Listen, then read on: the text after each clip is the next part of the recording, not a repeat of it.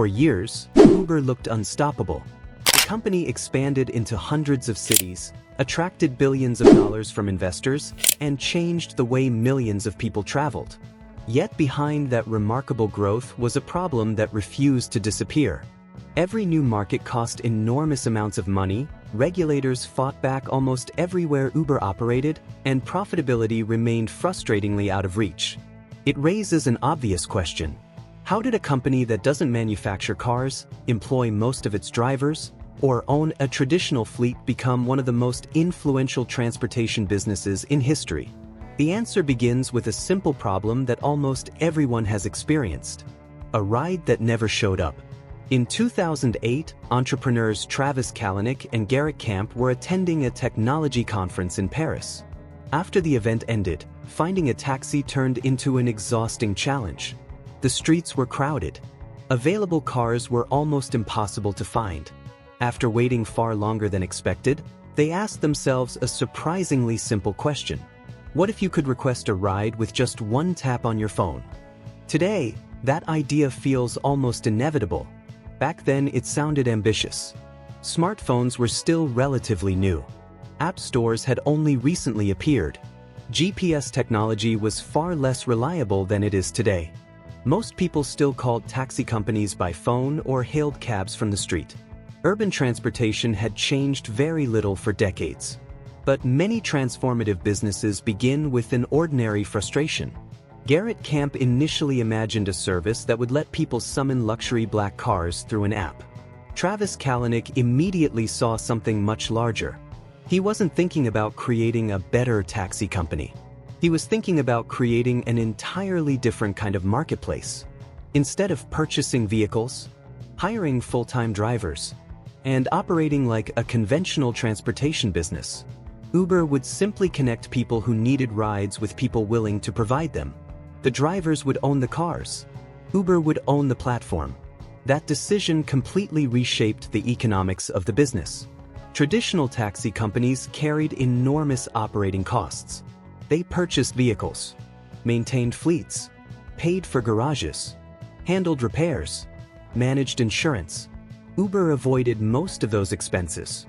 Its core asset wasn't transportation infrastructure. It was software. And software can expand far more quickly than physical assets ever could. Uber officially launched in San Francisco in 2010. At first, the service wasn't designed for everyone. Known as UberCab, it focused exclusively on premium black cars. The rides were expensive. Its customer base remained relatively small.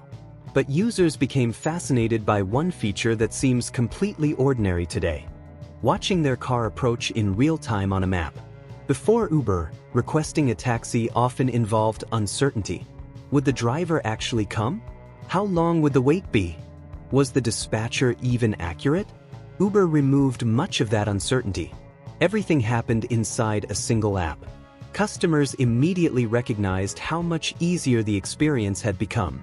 Convenience alone helped the service spread rapidly. But another force was working in the background. Every satisfied rider encouraged more drivers to join. As more drivers joined, waiting times became shorter. Shorter waits attracted even more riders, which encouraged even more drivers to sign up. Economists call this a network effect. Each new participant increased the value of the platform for everyone else. Unlike traditional taxi businesses that needed significant physical investment before entering a new city, Uber could scale primarily through technology, local recruitment, and aggressive execution. Within just a few years, Uber had expanded far beyond San Francisco. First across the United States, then into Europe, Asia, Latin America, and dozens of other markets. Every new city represented an opportunity. It also represented a confrontation. Uber wasn't simply competing with local taxi companies. It was challenging decades-old licensing systems, transportation rules, and government regulations. Resistance appeared almost immediately. Taxi drivers organized protests. Governments attempted to ban the service. Lawsuits followed Uber into market after market. Some cities declared its operations illegal. Others imposed substantial fines. Traditional taxi operators argued Uber enjoyed an unfair advantage because its drivers weren't required to purchase expensive taxi licenses. Uber defended itself with a very different argument. It insisted it wasn't actually a transportation company. It was a technology platform connecting independent drivers with passengers. That distinction became one of the defining legal debates surrounding the business. Because if Uber was truly a software platform, many traditional transportation regulations wouldn't necessarily apply. If regulators rejected that argument, however, its entire business model could be placed at risk. The stakes were enormous. Yet rather than slowing its expansion, Uber accelerated. Travis Kalanick believed that if the platform became deeply embedded in people's daily lives before regulations caught up, reversing its growth would become dramatically more difficult. That philosophy helped Uber establish itself in city after city. It also shaped a company culture built around relentless speed. Expand first, solve problems later. For a time, the strategy produced extraordinary results. Uber entered hundreds of markets at a pace few companies had ever attempted. Investors poured billions of dollars into the business. Each funding round pushed its valuation even higher. Before long, Uber had become one of Silicon Valley's biggest success stories. The company also realized its platform could do much more than connect passengers with professional drivers. It introduced UberX, allowing ordinary people to use their personal vehicles. That single decision dramatically increased the number of available drivers while making rides affordable for a much larger audience. Uber was no longer aimed primarily at business travelers. Students, families, tourists, commuters, almost anyone with a smartphone could now use the service. The company then expanded into food delivery with Uber Eats. Instead of connecting passengers with drivers, the same platform connected restaurants, delivery drivers, and hungry customers. Restaurants reached new audiences. Drivers gained additional earning opportunities. Customers enjoyed meals delivered directly to their homes. The underlying business model remained exactly the same. Uber wasn't focused on owning vehicles or preparing food. It specialized in matching supply with demand. That marketplace approach became one of the company's greatest strengths. But there was a problem hiding beneath all that momentum. Uber's rapid expansion depended on spending enormous amounts of money. To attract passengers, the company often subsidized rides, charging customers less than the trips actually cost. To attract drivers, it offered generous bonuses and financial incentives. The strategy accelerated growth at an incredible pace. But it came at a price. Year after year, Uber reported billions of dollars in losses. The company remained alive because investors believed dominating the market first would eventually produce sustainable profits later. Not everyone agreed. Critics argued Uber hadn't solved the economics of transportation. It had simply used investor capital to make rides artificially cheap. If those subsidies disappeared, would passengers continue using the service? Would drivers still find it worthwhile? Those questions became increasingly difficult to ignore as the company grew. At the same time, Uber was confronting another challenge that couldn't be solved with investment alone: its internal culture. Reports began emerging about toxic workplace behavior, aggressive management practices, and conflicts inside the company. Instead of making headlines for innovation, Uber increasingly found itself in the news for controversy. Employees spoke publicly. Senior executives resigned. Regulators paid even closer attention. Public confidence began to weaken. Eventually, the pressure reached the very top. In 2017, after leading Uber through nearly a decade of explosive growth, Travis Kalanick stepped down as CEO. It marked the end of one chapter and the beginning of another. Building a global platform had required relentless speed. Keeping it alive would demand something very different. That responsibility fell to Dara Khosrowshahi, the former CEO of Expedia. His priorities contrasted sharply with those of his predecessor.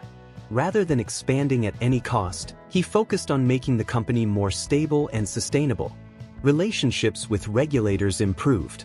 Corporate culture became a priority. Unnecessary spending was reduced. The company shifted its attention toward building a business that could generate long-term profits instead of simply chasing growth. It wasn't the dramatic style that had defined Uber's early years, but it reflected the company's changing reality. Creating a global empire is one challenge. Running one successfully is another. Today, Uber is far more than a ride-hailing application. Millions of people rely on it for food delivery, package delivery, freight logistics, business travel, even healthcare transportation.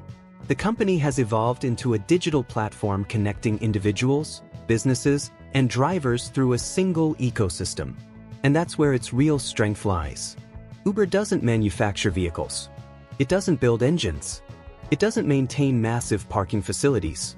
Its most valuable asset is the platform itself. Every completed trip generates useful information, traffic patterns, customer preferences, pricing behavior, driver availability. As more people use Uber, the platform becomes increasingly efficient at matching supply with demand. That creates another network effect. More riders attract more drivers.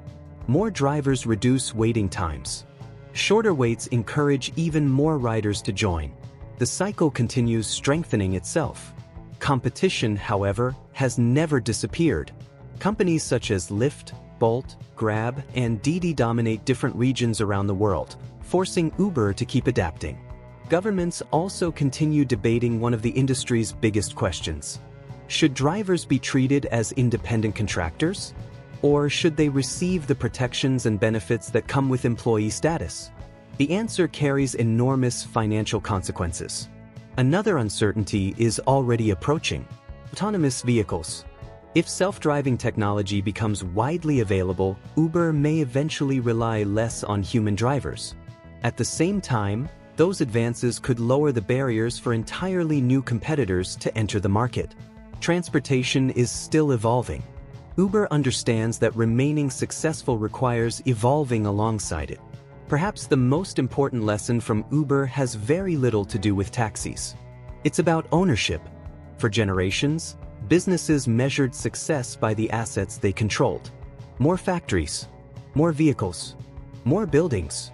Uber challenged that assumption. Sometimes the most influential companies don't own the assets that define their industry. Instead, they own the network connecting everyone else. Hotels own buildings. Airbnb operates a platform. Taxi companies own cars. Uber connects riders and drivers through software. That shift has reshaped how entrepreneurs think about building businesses in the digital economy. Control the marketplace, and ownership becomes less important than coordination. So how did Uber build a global empire without owning cars? Not by reinventing the automobile, not by creating a better taxi, but by recognizing that the future of transportation would depend on connecting people more efficiently than anyone else. Drivers with passengers, restaurants with customers, businesses with logistics. Millions of individual journeys brought together through one digital platform. Uber's story also reveals something equally important. Rapid growth alone isn't enough. A company can expand into hundreds of cities, attract billions in investment, and transform an entire industry, yet still face difficult questions about profitability, regulation, and leadership. Long-term success comes from finding the balance between bold ambition and sustainable execution. And that's the challenge Uber continues to navigate today. If you found this helpful, don't forget to like, comment, and subscribe for more.